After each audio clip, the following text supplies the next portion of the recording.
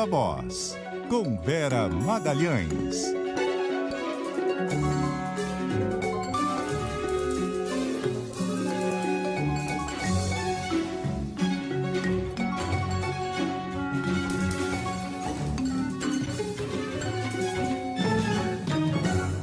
Oi, Vera, boa noite, tudo bom? Oi, Carol, boa noite para você, para todo mundo que está nos ouvindo e nos assistindo hoje. Vera, vamos começar falando sobre a divulgação desse vídeo que mostra essa reunião do presidente Jair Bolsonaro em setembro do ano passado, com Osmar Terra e outros médicos, como a Anísia Yamaguchi, o Paulo Zanotto. Eu fiquei assistindo, parece esquete do Caceta e Planeta, né? Mas não é uma reunião oficial com o presidente da República e supostos especialistas, que são, na verdade, lunáticos, né? Você vê o Zanotto, que é um virologista, questionando a eficácia da vacina, as pessoas falando em cloroquina, uma coisa totalmente inacreditável, né? Foi isso, Carol, um vídeo de 8 de setembro do ano passado, uma reunião dentro do Palácio do Planalto com a presença do presidente da República, todo mundo sem máscara, o deputado Osmar Terra sentado à esquerda do presidente Jair Bolsonaro, meio comandando a reunião, como se fosse o ministro da Saúde, mesmo não sendo, e lá se fala claramente na existência de um gabinete das sombras, né? Um gabinete que não precisaria ter a sua divulgação levada à opinião pública, e todo esse tipo de obscurantismo sendo tratado com a presença do presidente e os médicos, inclusive a Anísia Yamaguchi, o Paulo Zanotto, outros, dando a sua opinião a favor de cloroquina, a favor do tal do tratamento precoce. Tem falas ali que vão nessa linha de confirmar, né, a existência do gabinete paralelo. A Anísia Yamaguchi chega a falar: é uma honra trabalhar com o senhor neste período. Então, está falando que está trabalhando efetivamente com o Osmar Terra, e na CPI ela negou isso. Ela disse que aquilo era um aconselhamento, tentou minimizar a existência desse gabinete. Outras reportagens já vinham nesse sentido de elucidar essa questão e de mostrar que o tal do gabinete teve uma duração longa e que teve reuniões constantes e que tinha uma certa organização. Tem lives realizadas pelo assessor especial da presidência, Arthur Weintraub, irmão do ex-ministro da Educação, Abraham Weintraub, em que ele também se apresenta como um intermediador para a presença de médicos nesses encontros, nessas reuniões, nesse assessoramento informal do presidente da República, totalmente à revelia do Ministério da Saúde. Esse era um período em que Bolsonaro já tinha trocado 2 ministros, já tinha trocado Mandetta por Nelson Teich, depois Nelson Teich caiu, foi substituído pelo Eduardo Pazuello, mas a gente vê que o deputado Osmar Terra, na verdade, era o principal aconselhamento no meio médico. Eu estou pondo esse médico entre muitas aspas, porque são médicos negacionistas, né? Uma categoria que provavelmente só existe no Brasil. E ele era uma espécie de ministro paralelo da saúde, sim.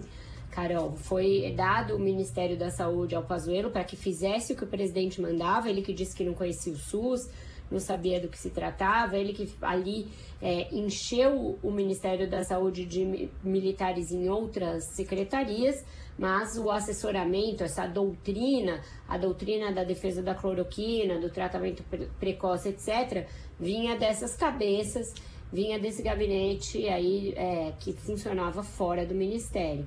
Agora a CPI deverá convocar alguns dos integrantes desse gabinete paralelo, já tem requerimentos, falei com os senadores agora, para convocar o Arthur Weintraub, para convidar o Osmar Terra, porque ele, sendo deputado, tem uma dúvida ali a respeito de se ele pode ser convocado, mas quando os senadores me externaram essa dúvida, eu lembrei a eles que na CPI dos Correios, CPI dos Bingos, vários deputados que eram acusados ali de participar do mensalão foram convocados, então talvez Osmar Terra também vá na condição de convocado. Eles ainda estão discutindo isso, mas esse é um dos casos, e é algo que acontece muito em CPIs, em que a imprensa anda na frente da CPI, fornecendo os subsídios, fornecendo as evidências, para que depois a CPI requisite esse material, junte como prova e produza as suas conclusões. Carol. É muito impressionante esse vídeo. Vera, hoje nosso tempo é curto, vou passar já para um outro assunto, que é esse clima de rebelião na seleção brasileira com a Copa América. Já tem rumores, inclusive, de que o Tite poderia pedir demissão. E situação agravada ainda por cima com essa denúncia que surgiu hoje de assédio sexual contra o presidente da CBF, né? Um furo do nosso colega Martim Fernandes, do Sport TV, da Globo, do Globo Esporte, mostrando... E da Gabriela Moreira. Sim, desculpa, faltou... Bem lembrado. Mostrando que uma funcionária da CBF protocolou, formalizou uma denúncia de assédio moral e sexual contra o presidente da CBF, ele que foi o principal articulador aqui no Brasil da vinda da Copa América, foi ele que ligou para o presidente Jair Bolsonaro para defender, para advogar que a Copa América fosse realizada aqui, depois que a Conmebol viu um não tanto da Colômbia quanto da Argentina. Pressão para que ele caia, mas também uma pressão muito grande sobre o Tite. Carol, no Palácio do Planalto, no governo, tem uma conclusão ali, um entendimento de que o Tite é contra o presidente, trabalha contra o governo. Isso já existia desde lá da Copa América de 2019, quando ele se recusou a fazer um vídeo, fazer uma foto com o Bolsonaro. E isso se agravou agora com esse clima que você se referiu, de rebelião, com vários jogadores questionando a realização da Copa América. O próprio Tite não estaria satisfeito com a realização do evento aqui no Brasil. Então, uma pressão que vem do Planalto pela substituição do técnico da seleção brasileira. Quando será que a gente já viu isso? Palácio do Planalto pressionando por queda de técnico da seleção brasileira? A gente aqui vive um déjà vu constante, Carol Moran. De tempos mais sombrios, né? É muito impressionante. Sombrios. Não sei se mais, mas sombrios. É difícil saber qual é o tempo mais sombrio. Mas a reportagem do Globoesporte.com é muito forte. O blog do Lauro Jardim traz alguns detalhes, porque tem fitas. Ela gravou, tem uma fita de 12 minutos e uma outra de 40 com os diálogos. Então, o problema é grave. A cúpula da CBF já sabia desse problema. Segundo o que apurou o Lauro Jardim, tinha inclusive uma articulação para tentar que o caboclo saísse do cargo, mas ele resistiu, tentou negociar para que a funcionária saísse da CBF. Sim. Só que a coisa veio à tona, né? Coisa veio à tona e é uma sucessão de escândalos, né?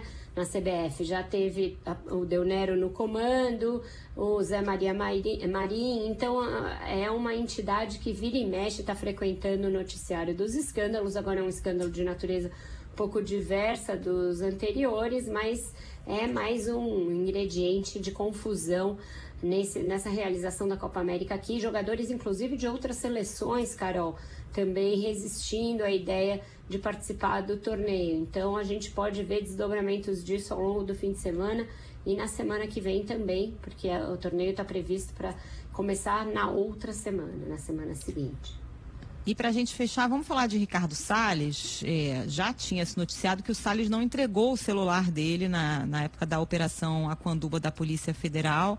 Agora o ministro Alexandre de Moraes deu um prazo para a PGR se manifestar sobre o possível afastamento do Ricardo Salles, né? Lembra que eu falei aqui que tinha muita gente que especulava que em algum momento o Alexandre de Moraes iria pedir a prisão do Ricardo Salles, né, Carol? Tinha esse rumor muito forte nos bastidores, tanto do Ministério Público quanto do Supremo. Eu ouvia isso muito fortemente nos dois órgãos, e agora ele está dando um passo que é um passo imediatamente anterior a esse, pedindo para que o Augusto Aras se manifeste sobre o Salles. Pedir para que o Augusto Aras se manifeste sobre o Salles é mais ou menos como pedir para Nise Yamaguchi falar sobre a cloroquina. Ele vai falar bem, eu imagino. Então, não vai ser meio desse mato que vai sair um cachorro, um coelho, exatamente.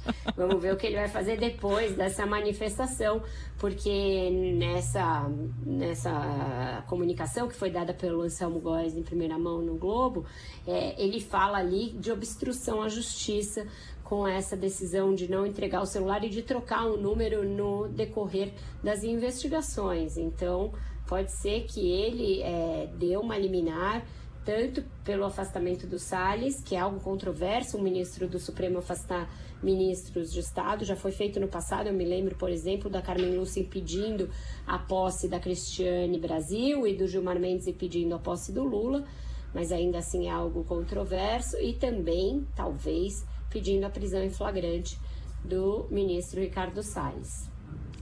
Música de hoje, com a palavra tema da semana. Palavra tema da semana. Tem evidências contra o Salles, tem evidências do gabinete paralelo, tem as evidências da Luana, musa da CPI, então nós não vamos contrariar o Zeitgeist, vamos de evidências. Ficou na cabeça de muita gente essa semana essa música, Carol. Por favor. Chitãozinho e Chororó. Que deixei de te amar, é porque eu te amo. Quero ver mais, vai. Quando eu digo que não quero mais você, é porque eu te quero. Esse é o hino que unifica o Brasil, Vera. Nessa sexta-feira tinha que ser evidências. É o hino nacional brasileiro, praticamente. Essa loucura de dizer que não te quero. Tá bom. Beijo, Vera. Obrigada. Até semana que vem. Bom fim de semana. Tchau, querida. Nem vai dar tempo de tocar o refrão, que já vem a hora de... Será? Cadê? O fim de expediente. É porque é longa essa música. Até chegar nas evidências demora. Nosso DJ cortou. Beijo, Vera. Foi pra frente. Tchau, beijo. Tchau, tchau. Eu entrego a minha vida.